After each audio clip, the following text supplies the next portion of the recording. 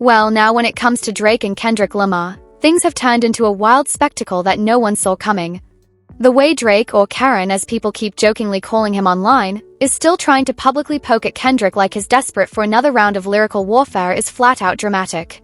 Be sure to hit that like and subscribe button because this mess is only getting messier and you don't want to miss it. As Karen and his little OVO detective squad finally string together a full sentence, Drake's out here parading like he's some master-level lyrical genius, a supervillain plotting in the shadows. He's pushing this narrative that there's a bigger plan behind every move with Kendrick Lamar. And now it feels like the whole thing could spiral into something even bigger than anyone expected. Drake's fans are hyping it up too, claiming the guy who dropped the Hot Part 6 is a prophet who predicted the future. They're out here treating him like some modern-day chess master of the rap game. But today, we're not sugarcoating anything. We're breaking it down, exposing the reality behind the hype and pulling back the curtain on what's really going on. Make sure to leave that like because the stans are already getting emotional over this. And here's the wildest part. Between his public meltdowns and his petty online antics, Drake's been quietly liking posts from fan pages spinning conspiracy theories about his lawsuit and his label.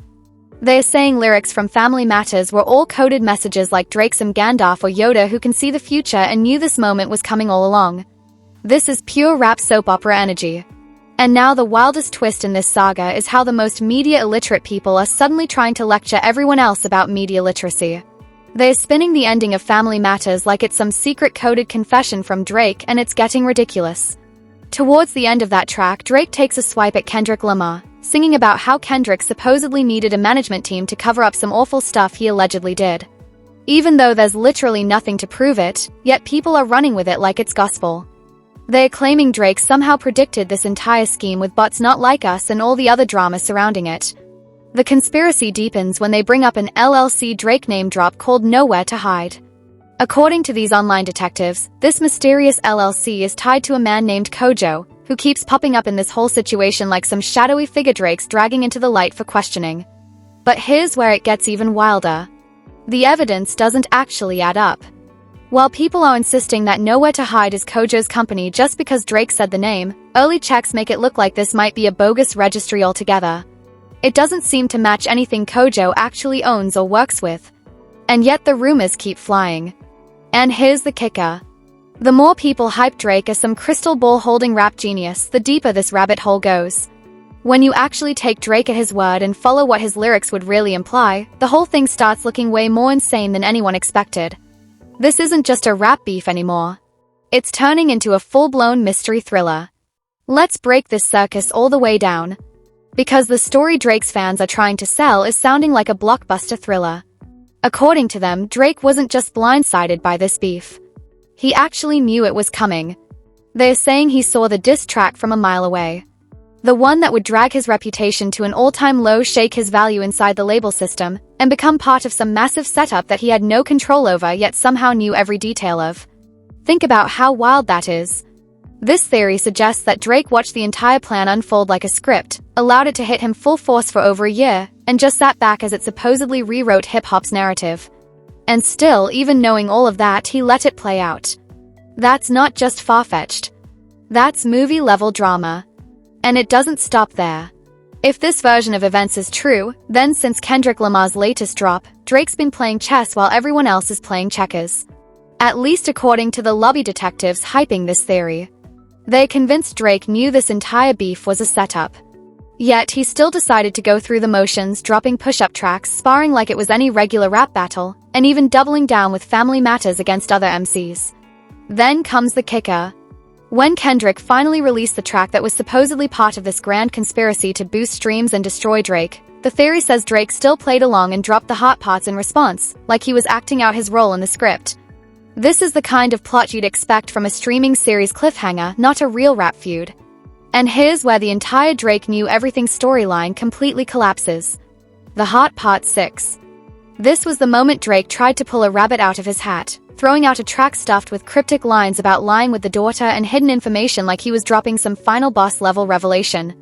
Instead, it backfired in the worst way, staining his reputation and making him look more nervous about this feud than ever before.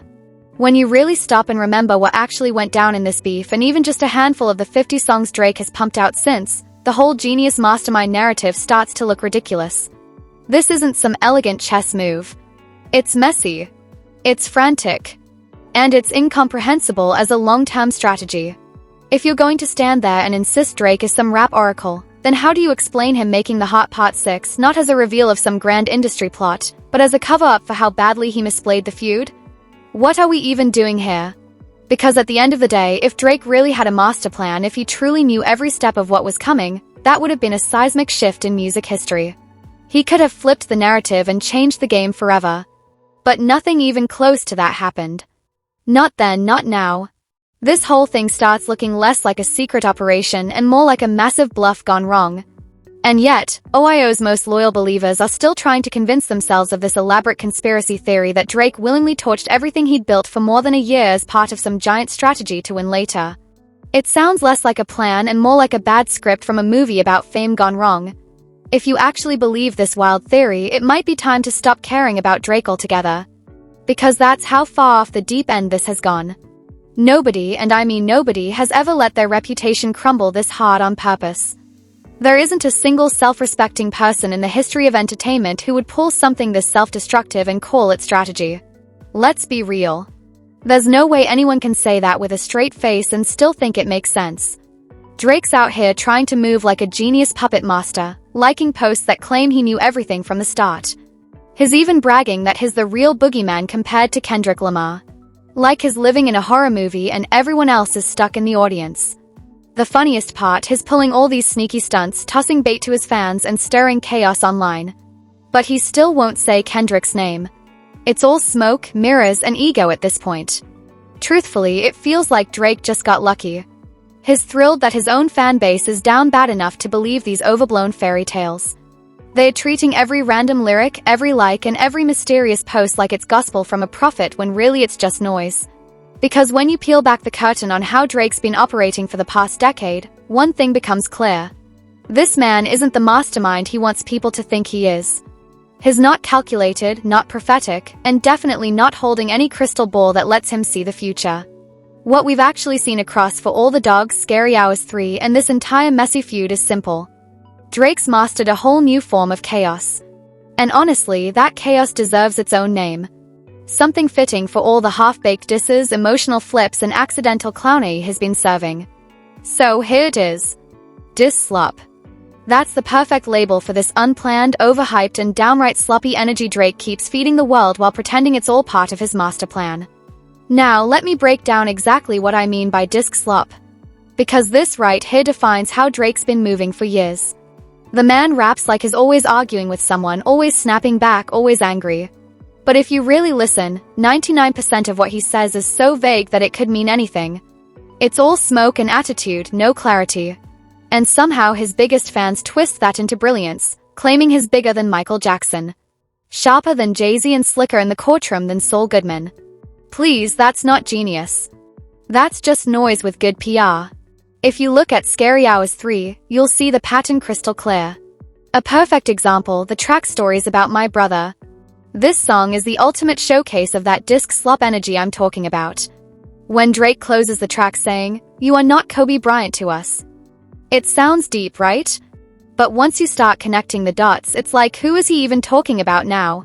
In hindsight, everyone's scrambling to make sense of it. Some folks swear that line was about Kendrick Lamar since Kendrick's a West Coast legend, and the Kobe reference ties perfectly into that. Others claim it's about LeBron James because, well, he's also a Laker, a baller, and his friendship-turned tension with Drake has been public for years. But that's exactly the problem. Drake's lines are like Rorschach tests. You see what you want to see? He throws out vague shots, loaded quotes, and emotional bait, then lets his fans do all the decoding.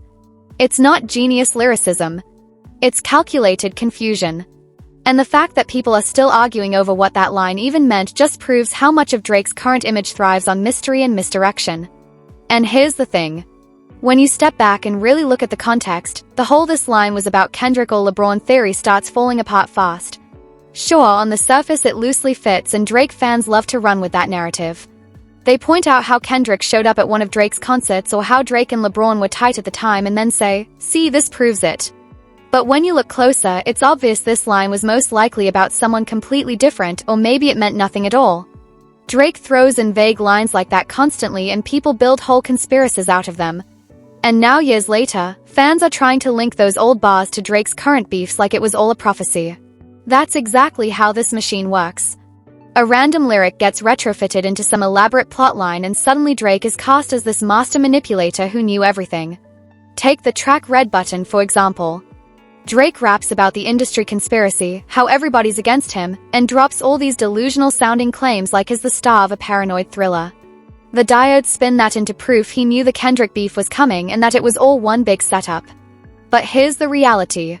Drake literally asked Kendrick to be on this album. And when Kendrick declined, it was a surprise to everyone, including Drake. That's not mastermind behavior. That's normal industry politics. And then we get to that infamous Kojo line. People are twisting it into Drake knew what he was doing all along, but the evidence just doesn't hold up. It's more likely another vague name drop that fans latched onto to build their favorite conspiracy narrative. Let me be straight up.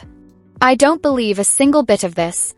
Until there's solid proof that Drake has ever been this calculated or that his vague lyrics actually connect to some master plan. It's all just smoke and mirrors. What we're really seeing here is Drake doing what he does best. Manipulating the most gullible people into thinking chaos equals genius. It's not strategy, it's disc slop all over again, and it adds up to absolutely nothing. What makes this moment so wild is that the narrative inside the Drake community is spreading like wildfire. There's this new belief that maybe, just maybe, the whole Kendrick Lamar beef wasn't what we thought. That Drake somehow knew more, saw deeper, and planned ahead like some rap world chess player. But come on, this isn't some 4D strategy game. It's just fans rewriting history to protect their hero's pride. Now, it's pretty obvious that Drake does want to revisit the Kendrick feud, or at least toy with the idea of it. Every new bar, every cryptic post, every sly lyric feels like him throwing tiny jabs without ever saying Kendrick's name. He's still subbing, still stirring the pot, but deep down he doesn't want that real smoke again. He's teasing a fight he's too scared to face head-on. Honestly, I almost hope he keeps poking at it because the second Kendrick decides to respond, oh, it's over. All Kendrick would need to do is hit upload, drop that unreleased disc, and boom, the entire internet would stop. One button, one verse, and we'd have another all-time classic moment that buries every ounce of Drake's fake genius talk once and for all. And honestly, if this is what it takes to get new Kendrick Lamar music, then I'm all for it. I don't care how many times Drake keeps throwing bait or talking slick on stage. If it pushes Kendrick to drop again, that's a massive win for rap fans everywhere. Because let's be real, every time Kendrick steps up, he reminds the world who's really running this lyrical game.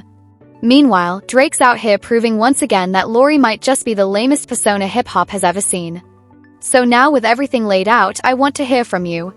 What do you think about Drake trying to rewrite the Kendrick beef like he had some secret insight all along? Do you buy this story that he knew it was coming, or do you think he's just scrambling to make himself look clever after the fact? And what do you make of this new attempt to spark another round with Kendrick? Is he reaching, or is this just desperation in disguise? Let me know your thoughts down below because this one's messy, hilarious, and wild all at once. And if you made it this far into the video, make sure to like, subscribe, and share. It helps out a ton. Now, if you're ready for even more chaos, check out the next one. Because right before all this, Drake had one of the most unhinged Onstage rants of his career. And trust me, it gets even worse. See you on the next.